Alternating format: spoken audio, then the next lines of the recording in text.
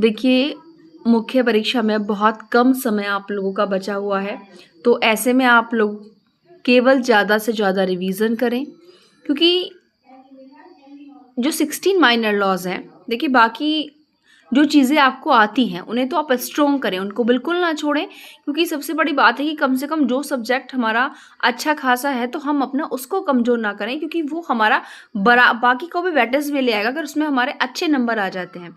But ये कि दूसरों को भी हमें एक प्लस पॉइंट में रखना है, अगर हमें मेंस क्लियर करना है। तो यहाँ पर देखिए, जो 16 माइनर लॉज़ हैं, रेयर मैं यही सारे बच्चों को, ऑल ओवर स्टूडेंट्स को नहीं काउंट करती हूँ, लेकिन फिर भी लगभग 80% 85% बच्चे ऐसे हैं जिन्होंने, ऐसा नहीं कि नोटिफिकेशन आते ही वो माइनर लॉस को पढ़ रहे होंगे, क्योंकि समय नहीं मिलता है पढ़ने का। तो यहाँ पर अब इस वक्त क्योंकि 16 माइनर लॉस ऐड होना, और उसमें से लगभग केवल 2-3 सब्जेक्ट ऐसे थे जो बच्चे पहले ऑलरेडी पढ़ते थे, अदरवाइज और कोई भी ऐसा नहीं था जो मोस्टली पढ़ा हुआ हो। तो उस चीज़ को पढ़ना, और वो भी मेंस के पॉइंट ऑफ व्यू से, क्योंकि मेंस में हमको लिखना पड़ता है, एक रिलेवेंट तरीके से लिखना पड़ता है। तो यहाँ पर देखिए, मैं जो अभी मैंने लगभग आपको कुछ 4-5 एक्ट करा दिए हैं कि फाइनल टाइम पर आपने अगर पढ़ भी रखी हो तो अच्छी बात है, लेकिन लास्ट टाइम पर आपने जितना भी बहुत सारा पढ़ रखा है उस सारे का रिवीजन ना करें। मोस्टली उसमें जो बहुत ज़्यादा इंपॉर्टेंट चीज़ें हैं, जो पूरी तरीके से उस सब्जेक्ट को टारगेट करती हैं, आप उसको तैयार करें। आज जो हम यहाँ लेकर आए हैं आप सभी के लिए, वह उत्तर प्रदेश गुंडा नियंत्रण अधिनियम 1970। एक बात फिर से रिकॉल कराऊंगी जो हमेशा कराती हूँ, कि सेक्शन कितने हैं किस एक्ट में, ये तो आप लोगों को पता ही होगा। साथ ही आप ये सारी चीज़ें एक उस पर कर लें, ठीक है। 3 पॉइंट्स एक जगह कलेक्ट कर ले सारे सब्जेक्टों के, जैसे कौन सा जो अधिनियम है वो कब आपका लागू हुआ, एनफोर्स कब हुआ, एक पेज पर आप इस चीज को लिख लें, ठीक है। सारे यानी कि 16 लॉज की आप जो है एक तरफ लिख लें कि इस डेट को जो है ये आपके क्या हुए हैं, इस डेट को और ईयर को आपके लागू हैं। क्योंकि कभी कभी क्या होता है कि 1-2 साल जो है मतलब इनैक्ट तो हो गया, राष्ट्रपति कंसर्न तो मिल गई, लेकिन 1-2 साल लग जाते हैं उसको एनफोर्स होने में। जैसे आप अपने मेजर लॉज ले लो भाई, 25 दिसंबर 2023 को राष्ट्रपति कंसर्न मिल गई थी, एक्ट बन गए थे, लेकिन लागू कब हुए, 2024 में 1 जुलाई को आकर के। इस प्रकार से दूसरा, सारे अधिनियमों का पर्पस, अगर आप चाहें तो सबका पर्पस एक जगह पे इंक्लूड कर सकते हो। पर्पस में मैं हमेशा बताती हूँ, एक जैसे यहाँ पर भी आप देखेंगे फ्रंट पेज पर लिखा हुआ होता है इस अधिनियम का उद्देश्य क्या है, जिसमें आप यहाँ पर देख रहे हैं कि सार्वजनिक व्यवस्था बनाए रखने के उद्देश्य से। तो क्या है भाई उद्देश्य इसका, सार्वजनिक व्यवस्था बनाए रखना, गुंडों पर नियंत्रण रखना, ठीक है, और उनको दबाना। इस तरीके से आप इसके पॉइंट्स बना सकते हैं, उनको कठोर दंड देना।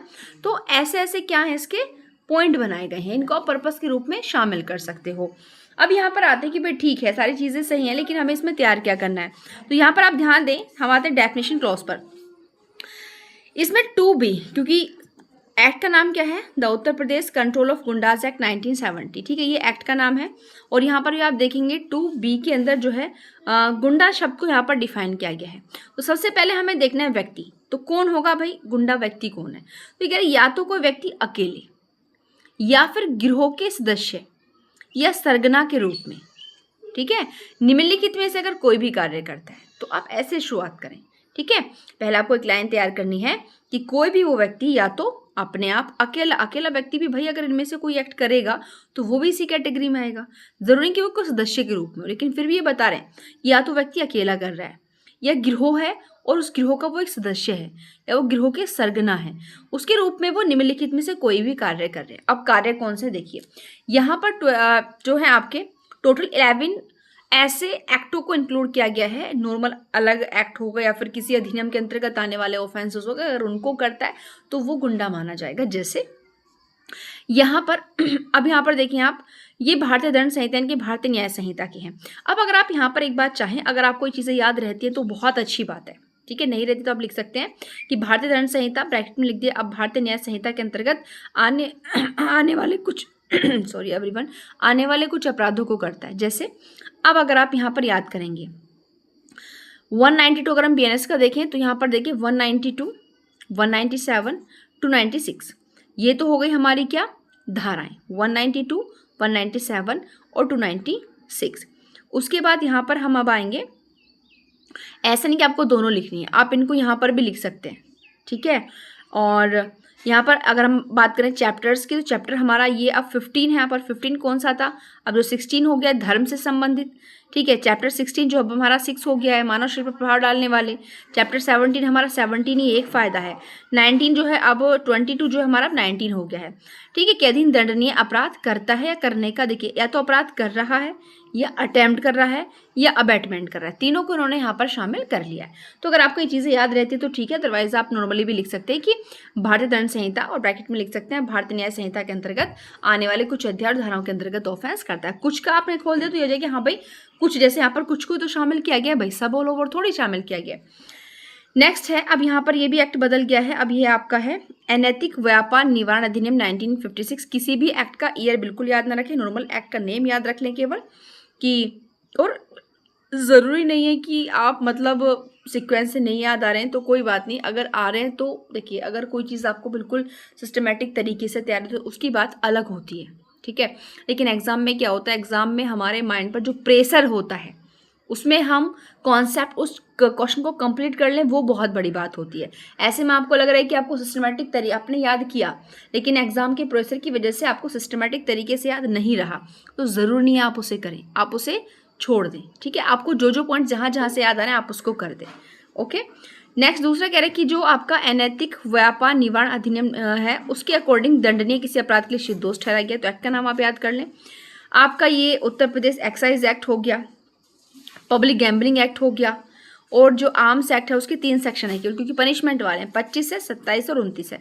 इनके अकॉर्डिंग कम से कम 3 बार, ये बात याद रखिएगा, जो अधिनियम आप पढ़ रहे हैं ना तीनों, और इसकी ये तीनों धाराएं, इनके अधीन जो ऑफेंस किया है ना उसके 3 बार सिद्ध दोष, ये भी याद रखना, सिद्ध दोष ठहराया गया हो। 3 पॉइंट हो गए आपके। चौथा बहुत नॉर्मल है, इसको आप आसानी से याद रख सकते हो, जैसे जिसकी ख्याति कैसी है लोगों की नज़रों में, जन समुदाय की नज़रों में कि वो खतरनाक व्यक्ति है। कैसा व्यक्ति है भाई? खतरनाक है। लोगों ने उसकी इमेज बना रखी है कि वो कैसा है, बहुत ज़्यादा खतरनाक है। ओके।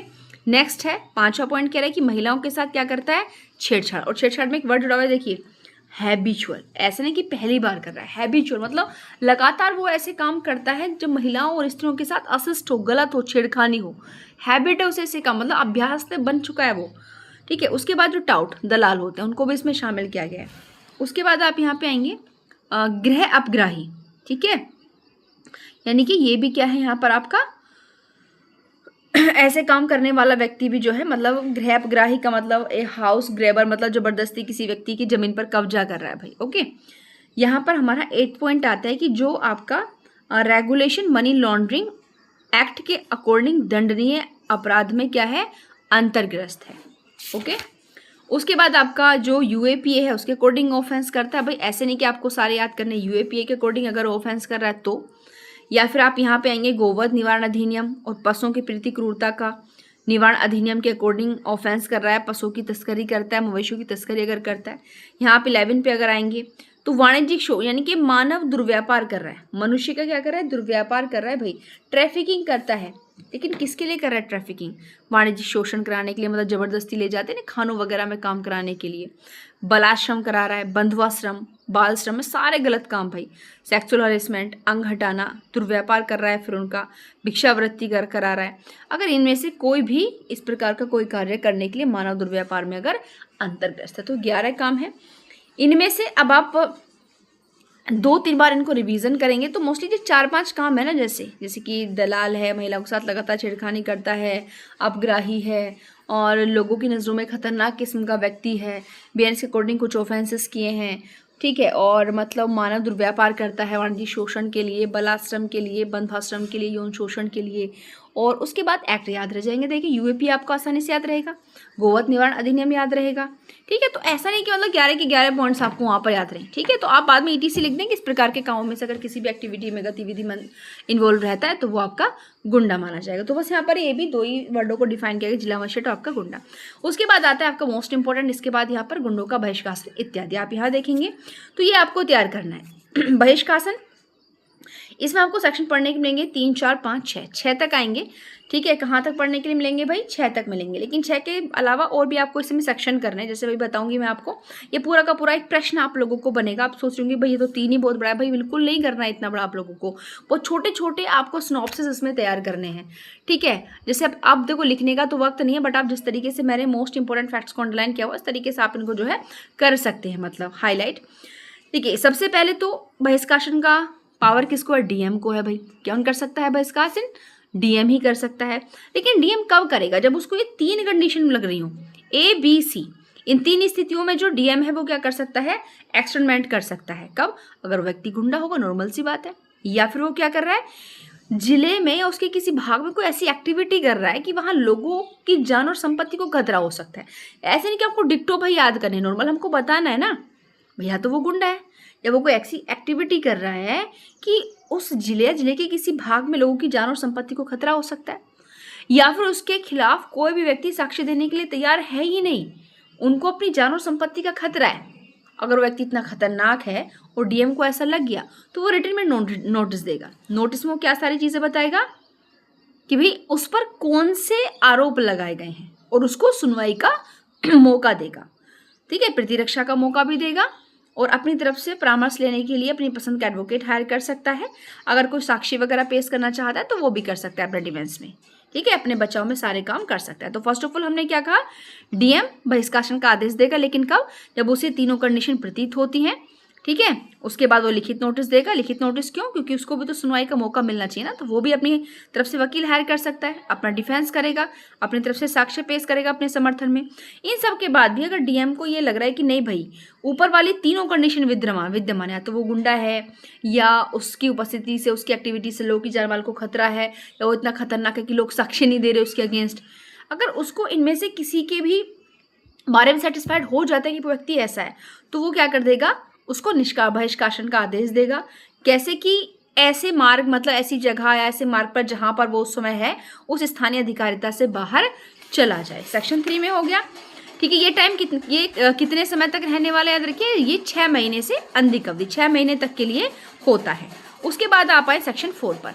अब सेक्शन 4 क्या दे रहा है? सेक्शन 4 उसको ये पावर दे रहा है कि भाई अगर मानो कुछ ऐसे सर्कमस्टेंसेस हैं, डीएम को लग रहा है कि भाई उस व्यक्ति को कुछ समय के लिए इस क्षेत्र में लाना चाहिए, तो वो परमिशन दे सकता है। मानो उसके परिवार में, फैमिली में कुछ ऐसी रेस्पॉन्सिबिलिटीज हो, जरूरत होगी उस व्यक्ति को कुछ समय के लिए उस क्षेत्र में वापस बुलाना पड़ सकता है, तो सेक्शन 4 पावर दे रहा है डीएम को कि उसे अस्थायी समय के लिए बुला सकता है। बस अब आपको पूरा नहीं लिखना, इतना याद रखना है कि डीएम क्या करेगा, उस व्यक्ति को जिसको वहां से हटने का आदेश दिया था उसे अस्थायी अवधि के लिए वापस लौटने की परमिशन भी दे सकता है, अपनी परमिशन को खत्म भी कर सकता है, उसकी वो है। अब उसके बाद भाई ठीक है, 4 में तो वापस बुला रहा है, लेकिन अगर आप यहाँ पर 5 देखेंगे तो ये कह रहा है कि भाई अगर वो व्यक्ति इतना खतरनाक किस्म का है और हमको लग रहा है कि भाई जो सिचुएशन है मामले की, जो मामले की स्थिति है, उसके हिसाब से उसकी जो बहिष्कासन की अवधि थी उसको बढ़ाया जाए। ठीक है, तो देखिए ये नॉर्मली एक शब्द है, जो लोग मोस्टली प्रैक्टिस करते होंगे ना उनको बिल्कुल पता होगा इस बारे में कि अगर कोई व्यक्ति गुंडा होता है और उसको बहिष्कासन का आदेश दिया जा सकता है, बिल्कुल बशर्ते कौन देगा, डीएम दे सकता है, और कितने टाइम पीरियड तक रहता है, 6 महीने तक के लिए रहता है। लेकिन क्या इसको बढ़ाया जा सकता है या खत्म किया जा सकता है? बिल्कुल। सेक्शन 4 में हमने देखा कि डीएम चाहे तो उसे कुछ समय के लिए वापस भी बुला सकता है। सेक्शन 5 क्या कह रहा है कि भाई अगर लोक हित में ऐसा लग रहा है डीएम को ये उसको वापस नहीं बुला सकते, तो उसकी इस बहिष्कासन की अवधि को कितना बढ़ा सकते हैं? 2 साल तक। 2 साल से ज़्यादा अब नहीं होगी, तो मिनिमम 6 महीने, और ज़रूरत पड़ने पर सेक्शन 5 कह रहा है कि कितनी होगी आपकी, 2 साल हो सकती है। अब सेक्शन 6 में क्या है? रेमेडी है भाई, यहाँ पर अपील कर सकते हैं जो व्यक्ति पीड़ित होगा, लेकिन अपील में जो बहुत ज़्यादा वक्त नहीं दे रहे भैया, कितना, जब डीएम ने ऑर्डर दिया उससे 15 डेज के अंदर ही आप अपील कर सकते हैं, और किसको होगी? आयुक्त को होगी। इतना ही आपको यहाँ पर काफ़ी सफिशिएंट अपील के लिए, क्योंकि हमको क्वेश्चन पूरा करने के लिए इसमें और भी चीज़ों को ऐड ऑन करना है, क्योंकि सेक्शन 3 में निष्कासन का आदेश दे दिया, 4 में कुछ समय के लिए वापस बुला लिया, 5 में ड्यूरेशन को बढ़ा दिया, 6 में पीड़ित व्यक्ति ने अपील कर दी। अब इसमें आप क्या जोड़ेंगे? अब इसमें आप सेक्शन 10 जोड़ेंगे। ठीक है, कौन सा सेक्शन अप्लाई करेंगे? देखिए मैंने नीचे लिखा हुआ है सेक्शन 10 11। अब हम आपको सेक्शन 10 और 11 पर ही लेके चलते हैं भाई। ठीक है, किस पर? सेक्शन 10 और 11 पर। अब आप यहाँ पर 10 11 ही नहीं खोलेंगे, सेक्शन 8 भी आप यहाँ पर खोल सकते हैं, क्योंकि वो भी तो सेक्शन 3 और 5 की बात कर रहे हैं ना, कि अगर डीएम को, क्योंकि डीएम प्राइमरी स्टेज पर सुन रहा है, आयुक्त सेक्शन 6 के अकॉर्डिंग अपील सुन रहा है, अगर उन दोनों को यह समाधान हो जाता है कि सेक्शन 3 या 5 के अधीन आदेश दिए जाने के लिए आवश्यक शर्तें विद्यमान हैं या नहीं है, जैसी भी कंडीशन होगी, ऐसा कब कर सकता है? जब उसकी दोनों बातों को सपोर्ट करने के लिए क्या होगी? एविडेंस होगी, साक्ष्य होगा, वो भी कैसा? प्रोबेबिलिटी वैल्यू का, प्रमाणिक मूल्य का साक्ष्य होगा। ठीक है। लेकिन यहाँ याद रखिएगा, इस पर आपके भारतीय साक्ष्य अधिनियम के प्रोविजंस लागू नहीं होंगे। लेकिन ना तो गुंडा एक्ट पर लागू कर रहे, ना ही आपका गिरोह गैंगस्टर पर लागू कर रहे हैं, किसी पर भी लागू नहीं होंगे, क्योंकि उसमें भी साक्ष्य के नियम अलग से आते हैं, ध्यान रखिएगा। अब यहाँ पर सेक्शन 10 क्यों इन्वॉल्व करेंगे, क्योंकि भाई सेक्शन 10 तो बताएगा, अभी तक सेक्शन 3 से 6 की प्रक्रिया का पालन अभियुक्त को करना पड़ेगा भाई। अगर वो नहीं करता है तो क्या होगा, तो सेक्शन 10 ये कह रहा है कि भाई अब उसको पनिशमेंट मिलेगी। कितनी पनिशमेंट हो सकती है, 6 महीने से 3 साल तक की पनिशमेंट हो सकती है, समझ रहे हैं आप लोग। तो अगर आपको गुंडा एक्ट के अकॉर्डिंग बहिष्कासन very very very very most important है, और इन्हीं 2 क्वेश्चन में पूरा एक्ट खत्म हो रहा है आप लोगों को। फर्स्ट ऑफ ऑल गुंडा कौन होता है और उसके बहिष्कासन की पूरी प्रक्रिया। तो बहिष्कासन हम सेक्शन 6 हमने खोल दिया, सेक्शन 3 खोला, 4, 5, 6 खोला। उसके बाद अगर आप चाहे तो 8 भी शॉर्ट में थोड़ा बता सकते हैं साक्ष्य के नियम से संबंधित। सेक्शन 10 में अगर 3 और 6 का उल्लंघन किया जाता है तो 6 महीने से 3 साल तक की पनिशमेंट होगी। सेक्शन 11 क्यों, 11 इसलिए कह रहे हैं कि भाई तुमको निकल जाने का आदेश दिया था, सेक्शन 3, 4, 5, 6 तीनों को उल्लंघन की बात कर रहा है, लेकिन वो व्यक्ति क्या कर रहा है, उसने तो ऑर्डर का पालन ही नहीं किया, डिफॉल्ट कर दिया, उस क्षेत्र से अपने आप को हटाया ही नहीं जहां से उसने हटने का आदेश दिया था सेक्शन 3 के अकॉर्डिंग उसको। या फिर बी क्या कह रहा है कि हट तो गया था लेकिन फिर से वापस आ गया। भाई 4 के अकॉर्डिंग उसको बुलाया नहीं था, डीएम ने परमिशन नहीं दी थी आने की, लेकिन फिर भी आ गया। अगर ये दोनों कंडीशन है तो फिर अब डीएम क्या करेगा, उसको गिरफ्तार कर सकता है, उस क्षेत्र से हटवा सकता है, ठीक है। और तो यहाँ पर इस तरीके से ये आपके सारे के सारे चीज़ें यहाँ पर हो गई हैं। तो इतना ही इसमें है आप लोगों का, यहाँ यहीं से मेंस में आएगा, यहाँ के अलावा मेंस में बिल्कुल भी नहीं आएगा। अब देखिए, क्योंकि पूरा का पूरा 2 क्वेश्चंस में सारा का सारा गुंडा एक्ट आपको यहाँ पर समेट लिया गया है, ठीक है। तो एक बार फिर बता देती हूँ आप लोगों को, सेक्शन 2B तैयार करना है। देखिए यहाँ से सेक्शन 2B तैयार करना है, और आपको यहाँ से 3, 4, 5, 3 से 6 तक करना है, 10 और आपको जो है 11 करना है। तो ये इस तरीके से अगर आप इस हिसाब से करेंगे तो आप एग्जाम में देखेंगे कि अगर गुंडा एक्ट से कोई भी क्वेश्चन आएगा तो मेरी इस वीडियो से बाहर नहीं आएगा। तो इसलिए प्लीज़ वीडियो पर कमेंट कीजिए कि आपको वीडियो कैसी लगी, ज़्यादा से ज़्यादा शेयर कीजिए। थैंक यू, मिलते हैं नेक्स्ट वीडियो में, बाय बाय।